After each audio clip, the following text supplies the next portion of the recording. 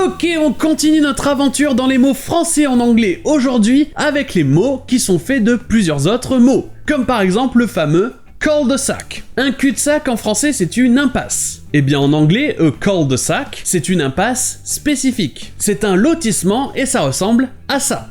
C'est un cliché américain. Vous trouverez ça en général dans les banlieues plutôt riches. Et la différence de prononciation ici, c'est que le son U en anglais n'existe pas vraiment. Donc à la place, le mot Q sera prononcé cul-de-sac.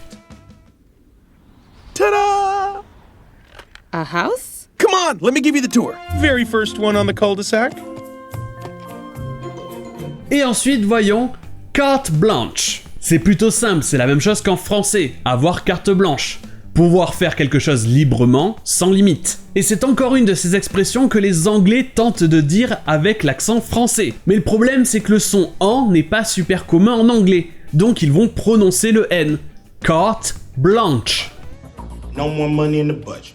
What? I thought we had Kate Blanchett. Kate Blanchett. Yeah, I thought we had Kate Blanchett with the budget. You mean carte blanche? That one. Et ensuite, on va voir deux expressions qui commencent par O, A-U, comme le prétentieux au natural. Ça veut dire simplement qu'une chose est naturelle, sans chose superflue. C'est comme par exemple servir un plat sans accompagnement. Mais quand on parle d'une personne au natural, ça veut dire en général que cette personne n'a pas de vêtements. Elle est nue. Les anglophones savent très bien que c'est une expression française, c'est pour ça qu'ils le disent, mais même quand ils essaient de le prononcer avec l'accent, ici vous avez le mot nature, avec le son ch. Donc au naturel va donner au natural. How's my mind crossing over you half-breed piece of shit? That's better. Au natural.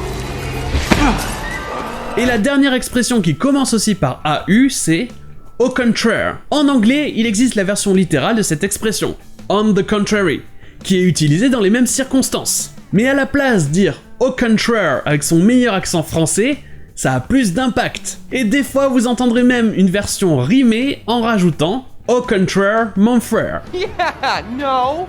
I see a bunch of party animals crouched in attack position, ready to strike. Am I right? No one even knows we're here. Oh, contraire, mon frère. Girls, hi. Et pour la suite, je vous dis à demain.